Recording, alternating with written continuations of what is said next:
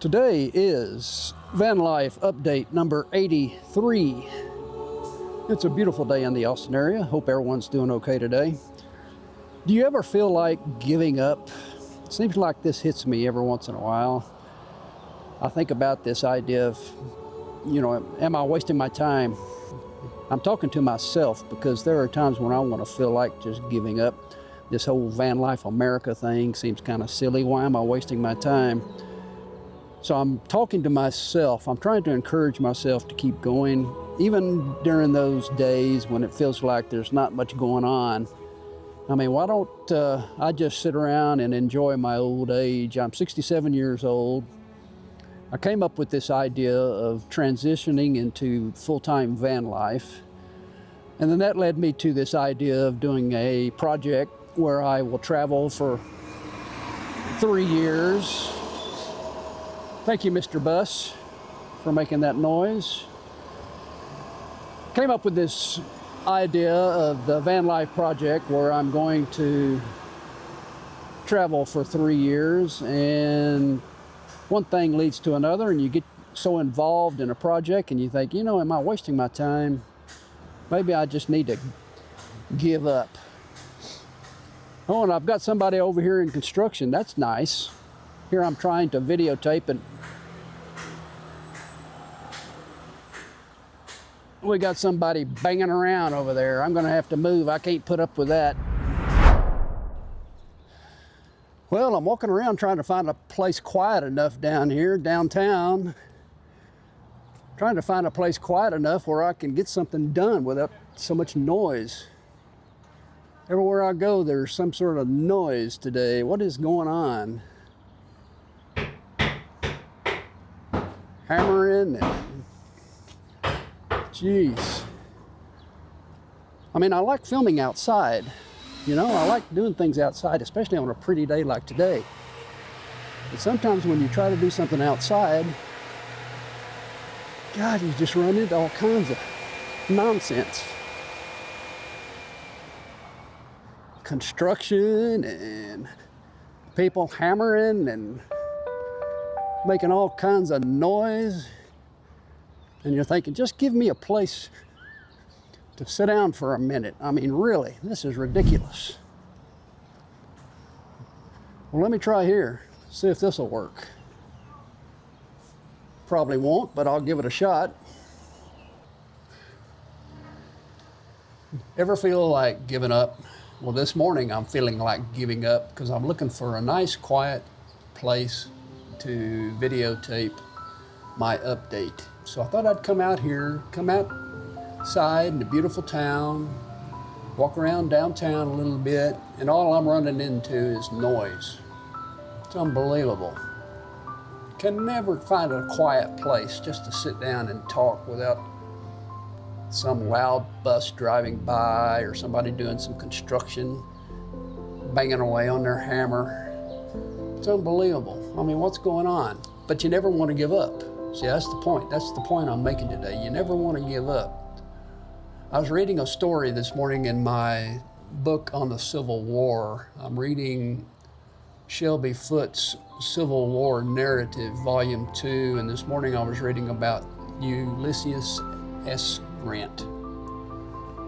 U.S. Grant, who was in charge of all the troops in the Mississippi area, in the West, that entire region of the Mississippi Valley. He had a mission. His mission was to take Vicksburg, and Vicksburg was almost impossible. Surrounded on the north and east by swamps and malaria-filled floodlands. It was hard to attack Vicksburg from the north and from the east. Of course, from the south, you had the Confederate armies spread out everywhere. And you're saying, well, why don't you go down the Mississippi River and attack Vicksburg from the Mississippi River? Well, Vicksburg sits on top of these high bluffs, about 100 feet of bluffs with cannons swooping down on the river.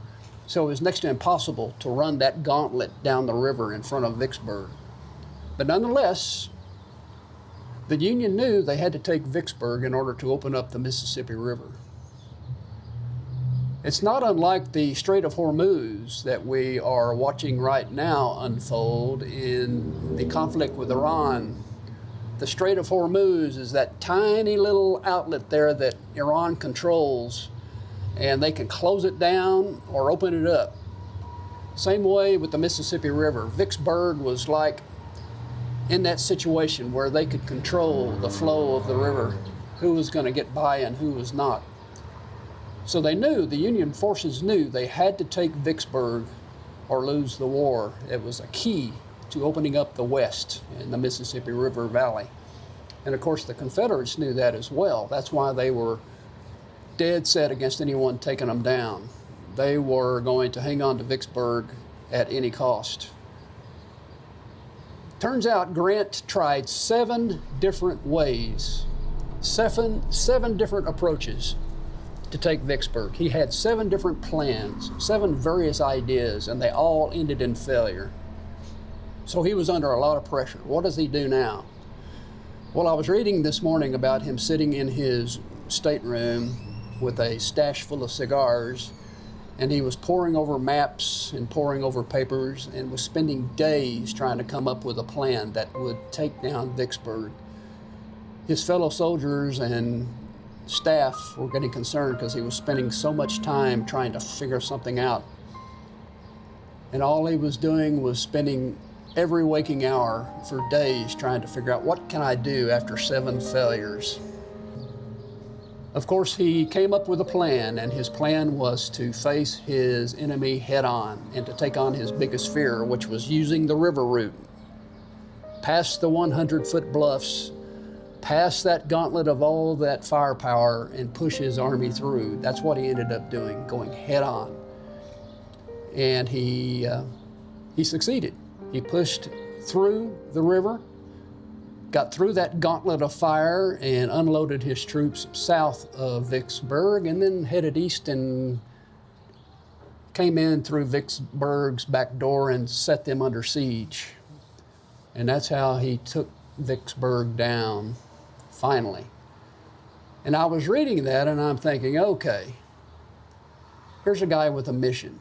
He's tried 7 different ways to get it accomplished. And he was getting all kinds of flack and pressure from Washington on why he was failing. And so he spent days poring over his maps trying to come up with a successful plan. And I'm thinking, okay, there's no reason I should give up.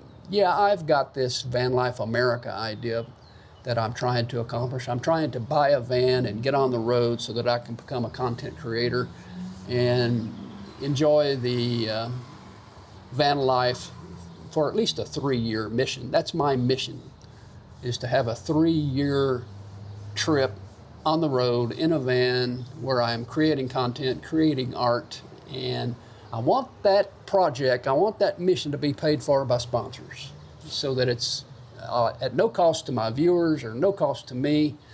I want my sponsors to take care of it. That's my mission. And I think, why don't I just, I'm old enough, why don't I just, geez, it's time to retire. Why don't I just sit back and enjoy my retirement, my old life, and not put myself under these kind of pressure and have these kind of projects? I mean, why am I doing this? Why don't I just give up? Well, that's why I love reading about the Civil War, and I love reading about generals like Grant, who just do not give up under any circumstance. Grant eventually took down Vicksburg, and he did it by facing his biggest fear, by going down the river, past the bluffs, taking on that gauntlet of fire and setting his troops on the eastern banks below Vicksburg, and then putting Vicksburg under siege. So he did it. Now, what are some lessons we can learn? Here are some lessons that I think I took away from just reading this account of Grant. Number 1, you've got to make the decision to keep going, regardless of whatever's in the way, regardless of whatever obstacles you may encounter. If you've got a mission and you believe in it, you've just got to keep going. You don't want to look at the numbers or look at the obstacles or look at the things that are in the way. You just got to keep going. I mean, I was looking this morning at my views on recent videos and on my number of subs, and you get discouraged. You think, what's going on here? But then I have to think, it's still early in the game. I've got a long way to go, and I got to keep going. I don't want to get discouraged. I got to keep at it. Not only do I want to just make the decision to keep going, number two, I've got to keep planning. I've got to keep looking for new approaches, new ideas, new ways of approaching this Van Life America project to get the mission accomplished. What are some things that I haven't considered? Are there some creative ideas out there that I'm overlooking? I've got to keep looking, keep planning. I've got to, like Grant, now I'm not going to have a stash of cigars. Don't mind, I'm not going to be smoking a cigar while I'm doing this, but I'm going to be poring over the ideas and be taking some time to be looking at my plan and see if there's anything else I need to add to the Van Life America project. And the other thing is, don't be afraid to face the biggest fears, the greatest perceived threat. And that's something to think about as I think about transitioning into van life, or if you're looking into transitioning into van life full time, what are the biggest threats? What's that biggest threat that keeps you from moving forward? Maybe that's the exact place you need to attack. That's the place you need to go, is toward that threat. Well, that's my update for today, update number 83. Go out and have a good day. Hope everything is going okay in your world. Jump into comments, let me know where you're at. If you're a van lifer, let me know what your plans are. I want to communicate with you. I want to stay in touch with you. I want to know what's going on. Maybe we'll meet up down the road sooner than later. Go out and have a great day, and I will see you tomorrow.